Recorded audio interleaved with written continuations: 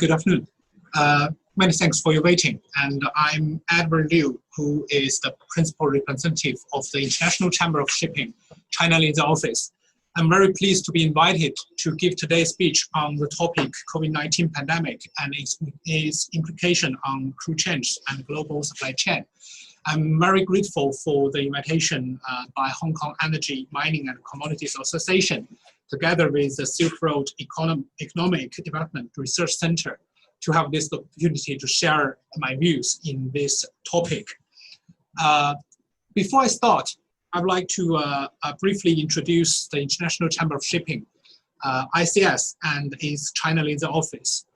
We are the principal global trade association for ship owners and operators in the world, concerned with all regulatory, operational, and legal issues, as well as employment affairs that may affect international shipping.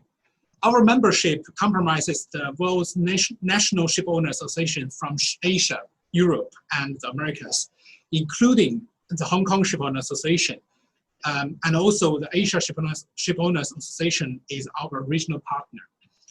In November last year, the SS established its first ever office in Hong Kong, the China Liaison Office, and I was very privileged to be the first principal representative of this office. The establishment of this office actually reflects the great importance which the SS is attached to maintain good relationship with the Chinese government and also other major stakeholders of the Chinese shipping industry, in particular the China Ship Owner Association. In view of the critical role that China now plays throughout the maritime sector, choosing Hong Kong as the venue of the SS China Liaison Office also presents our aim and ambition of helping to shape the future of shipping. Very briefly myself, that my name again is Edward Liu, and I'm a qualified solicitor in England and Wales, and also a lawyer in China. And I'm a legal director of Hugh Dickinson Hong Kong, and my specialized practicing area is commercial dispute resolution. I'm now moving on to today's topic. As a background, actually, everyone who is living in Hong Kong appreciate that we are now suffering the third wave of COVID-19 outbreak. And in fact, before the third wave, Hong Kong has seen a very flattened curve of COVID-19 infection, with no or only a few cases from mid-April to mid-June.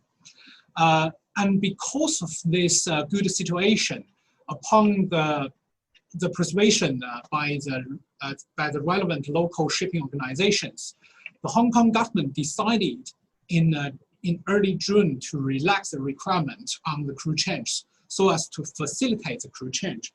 And therefore, there was no restriction for crew change in local waters, I mean Hong Kong, including those without cargo operations. Essentially, all crew members were exempted from the compulsory 14-day quarantine requirement. Having said that, actually, different to what the people thought, rightly or wrongly actually, their movements were technically restricted to only their ships and their accommodation in Hong Kong, but there was no strict monitoring to ensure compliance, of course. So according to the Marine Department of Hong Kong, about 10,000 sea crew members have been granted quarantine exemption to date. And when, unfortunately, that when the third wave of COVID-19 outbreak started from mid-July, different parties have been blaming the easing of crew change restriction for the fresh outbreak. My view is, today's presentation, one of the purpose and the first part of the presentation is to explain why crew change are so important, not only to the global trade, but also to Hong Kong. And then I will move on to what we have been done as ICS to facilitate the crew change. So, yeah, and before that, I would say actually, because seeing the situation, the worsened situation, the Hong Kong Shipowner Association, together with other local shipping organizations, advised the government to further tighten crew change policies. And as most of we are now aware, since the end of the early October, the government only allow Hong Kong, the vessel who are coming to Hong Kong for cargo operation to have the crew changes. So that is the very immediate response given by the Hong Kong government. And also, as you can see from the proponents, that crew members on ships with cargo must stay on board while the vessels remain in Hong Kong waters. And also the outgoing crew members completing their service should remain on the ship until being point-to-point transported to the airport. And incoming seafarers arriving at the airport also same as the outgoing crew members, vice versa. So I'm going now to the importance of crew changes. The current situation, the crew change actually plays a very important role in the shipping as a whole. The accelerated process, if not halt, on crew change worldwide has been contributed to various factors related to COVID-19, such as lockdowns, failing to obtain visa, and compulsory quarantine measures. This unprecedented situation has given rise to considerable problems in various aspects. And for example, an estimate for the time being, it is estimated that there are 1.2 million seafarers are in service on about 55,000 maritime ships, which are the merchant ships worldwide. And normally, each month, 200,000 crew members required to have the change as their period of service on board ends. And on the other hand, there are probably around 300,000 seafarers with expired contracts stranded at sea. So, another 300,000 unemployed seafarers actually cannot join their ships, with the disruption now affecting the lives and livelihood of nearly 40% of the world's 1.2 million crew. So it is said that ship owners and ship managers are facing their largest ever humanitarian and logistical crisis since the end of January this year, i.e. at the time when the virus outbreak. Therefore, together with the International Air Transport Association, the ICS called on governments to take urgent action to assist in crew change flights for seafarers. And at the same time, other major ports in the world have already gradually made special arrangements to facilitate crew change. For example, in Asia region, not only Hong Kong, but Singapore has also allowed the crew change. And for example, like in mainland China, they only allow the Chinese seafarers to have this crew change there. But because China is one of the largest nations to the source of the crew, so it's already a very helpful measure to be imposed by the Chinese government. And the reason why it's so important for seafarers is because of their importance for their contribution to ensuring the smooth running of the global supply chain, which is the last part of this my presentation, and which I will be elaborated further.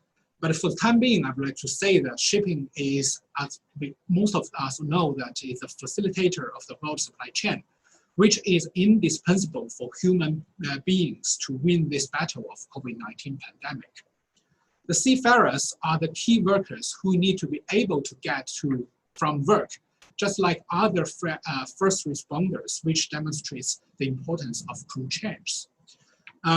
Taking Hong Kong as an example, without the sea crew members, it may affect Hong Kong's ability to access world goods, such as food and medical supplies, and would have an impact on global trade. to ensure that countries are kept supplied with food, fuel, and vital products, including medical supplies, during this very difficult period. Many of these seafarers have extended their contracts again and again since January again. So if the next issue is about the mental health of these seafarers, that if this crew cannot be changed and to be kept on board for a very long time. From a survey, about 25% of the interviewed seafarers have been at sea for 10 months or even longer, and there is no end in sight and no idea when they will get home. Being on board for too long affects the crew's mental and emotional health of the crew negatively, and it requires efforts to solve the problem. So in fact, the plight of depressed, anxious, and exhausted seafarers remains one of the most distressing of all the pandemic tragedies for its sheer scale, longevity, and invisibility. According to the latest survey issued by the Seafarers Happiness Index, there was an increased fatigue from prolonged service on board vessels, stress from living under fear of coronavirus contraction, and their wish of getting home to their families. So the fatigue may cause consequential problems such as putting the ships at risk of not being operated safely, as most of us know that the crew members, one of their paramount duty is to ensure the safety of navigation. And it would contravene the standards set by the Maritime Labor Convention, and even posing significant impacts on insurance premiums in years to come. In short, there may be problems of recognizations or refusals to sail that affect the operation of the vessels and the company. And apart from the mental health problems, there are also possible human rights breaches if the crew members are being trapped on board for a long time. The failure of crew change may contravene international maritime regulations that protect the life, health, and the welfare of seafarers and avert environmental disaster. More importantly, if it amounts to an egregious mass breach of human rights, raising concerns over the forced labor of this invisible workforce. If the situation, I believe, goes on, we will see that the slowing of global trade and the gradual dismantling of the global economy. As a lawyer, legal issues is always one of the most problems that we consider. So I would also like to take this opportunity to share something about the legal issues. As under international law and most of national laws, the ship owners have a duty to take reasonable care for the health, safety, and welfare of their seafarers, even during COVID-19. And the governing international convention is named the Maritime Labor Convention 2006, MLC. And under this convention, seafarers must be kept informed about the reasons why they are required to stay on board, and the Seafarers Employment Agreement, SEA, must remain in force until repatriation. If any of the seafarers' employment agreements have expired, then they must be extended or new one issued on the same terms and conditions. The convention also sets out the minimum working and living rights for seafarers, as mentioned above in the slide about the mental health. The convention also requires ship owners to provide assistance and support if a crew member suffers sickness during their employment, which begins when the crew member commences their duty and ends when they are repatriated. This is also an obligation on the ship's captain to notify the Port Health Authority at the next port of call if there's a suspected COVID-19 case, and they should be able to assist with medical assistance for an EU seafarer. So also for the costs covered, it includes first the medical treatment and any medication, and second, the food and accommodation until the crew member has recovered, or his sickness has been declared permanent. And third, the full wage while the crew member remains on board or until they are repatriated. This includes any situation where a crew member is isolated on or off the ship, or where a crew member has left the vessel but has not been able to secure transport home. So when the seafarer has been repatriated, they are entitled to wages as detailed in national law or regulations, or as provided for in collective bargaining agreements until they have recovered. And now I move to the second part of this presentation, talking about our, i.e. the International Chamber of Shipping's, what we have done in the past few months to facilitate crew change. First of all, in February 2020, this is also one of my proud that I successfully managed our President and Secretary General to respectively wrote letters to the China Shipowner Association, to their President and the Executive Vice President, to show our support and sympathy to the Chinese shipping community during this devastating coronavirus outbreak. And both their President and Vice President wrote the reply letter on the next day. And in their letters, they both said that they would like to collaborate with the SAS to minimize the negative impact of pandemic on shipping industry.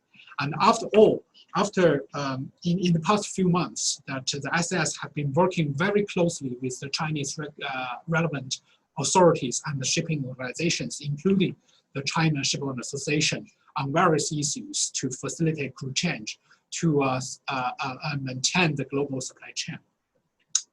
And in addition to that, we have issued 3 guidance to ship owners and the shipping industry in January, March, and May. I will not elaborate each of them, but for most of this guidance is issued with the purpose to our membership to take steps that limit the spread of COVID-19 by following the WHO recommendations, and then to state certain measures to be taken so as to ensure that we can sustain the global supply chain and also minimize the possibility of spread of COVID-19 from the vessel. And on top of the 3 guidance that I'd like to mention is we also assisted the International Maritime Organization in issuing the recommended framework of protocols for ensuring safe ship, crew change, and travel during the COVID-19 pandemic, which is commonly known as the 12-step plan. The plan was issued to 174 member states of the IMO, assisting governments to put in place coordinated procedures to facilitate the safe movement of seafarers, providing them with a roadmap to free seafarers from the COVID-19 lockdown and allow appropriate exemptions from them to join or leave ships. And we were also calling ship companies and masters to fill in the crew change report form for every successful or unsuccessful crew change attempted during the COVID-19 pandemic, so as to encourage government to implement the 12-step protocols. And we have also issued joint open letters to different parties, for example, to the G20 leaders when they have that meeting in May. And also, we have also organized the Heroes at Sea Shout-Out initiative to encourage all vessels across the world sounding their horns to remind government to the plight and sacrifice of those seafarers. And to the last part of my presentation today is the global supply chain problems caused by COVID-19. Very briefly, there are 3 issues that I'd like to mention. The most prominent problem is supply shocks around the world, which is caused by large-scale production suspension across the world and the logistics disruptions. First, the production suspension as many important manufacturing hubs are put under lockdown or in mandatory quarantine. For example, for weeks at the start of the year, as everyone knows, the COVID-19 was taking its toll on China, and experts were focusing on supply shocks because there were disruptions to the availability of goods sourced from China. And both finished goods for sale and products used in factories in developed markets. So companies scrambled to sort out what production was feasible and what demand could be met. The impact of production suspension would quickly ripple through the supply chains, affecting suppliers, downstream partners, and the logistics businesses that work with those manufacturers on a continual basis. In fact, even before the nationwide lockdown, many factories were shut down or scaled back their production due to protein requirements or precaution, which worsened the problem as well. The second factor contributing to the supply shock are logistic disruptions, which I've already mentioned when I talked about the crew change issues. As more countries implementing stringent virus containment and prevention measures, moving goods within or out of certain countries become difficult and costly. At the same time, the increase in the number of workers in quarantine levels leaves ports, warehouse, and trucking services short-staffed as well. And for example, in Europe, the logistics in quite a number of months have seen a slowdown in the turnaround speed of containers, which in turn will lead to container shortage in Asia and Africa and America, so also causing the supply shock. Last but not least, there are demand shocks around the world as well. As the pandemic crisis deepened and nations have begun institutioning lockdowns, supply chains have been experiencing something completely new. Systematic demand shocks, where people are stocking up on consumer staples to comply with restrictions on movements, in some cases buying months worth of goods in a single day. Just for example, the most talked about example, toilet paper, that ironically, usually to go to example of perfectly forecast product, since the end consumption is usually rather stable. At the same time, the global economic recession and the slump in global demand are disrupting the demand as well. And they are going to weigh more heavily on supply chain stakeholders than the temporary production shutdown as well. So due to large-scale shop closures and low consumer spending on goods, except food and necessities, many fashion retailers, popular e-commerce sites, and even luxury brands we have seen recently, especially in Hong Kong as well, have been busy cutting their previously planned production orders or postponing product shipments. And worse still, as the COVID-19 pandemic dragged on, widespread business closures and layoffs could further stifle consumer spending. The problem could continue if the COVID-19 pandemic cannot be resolved in the short term, so that we can only encourage most of the governments and the stakeholders in the global trade to ensure as long as possible that the supply chain can be maintained during this very difficult time. That is the end of my presentation today. And my contact details can be obtained from the association, and I'm very welcome to receive any inquiries at the end of this presentation anytime. Thank you very much indeed. Thank you.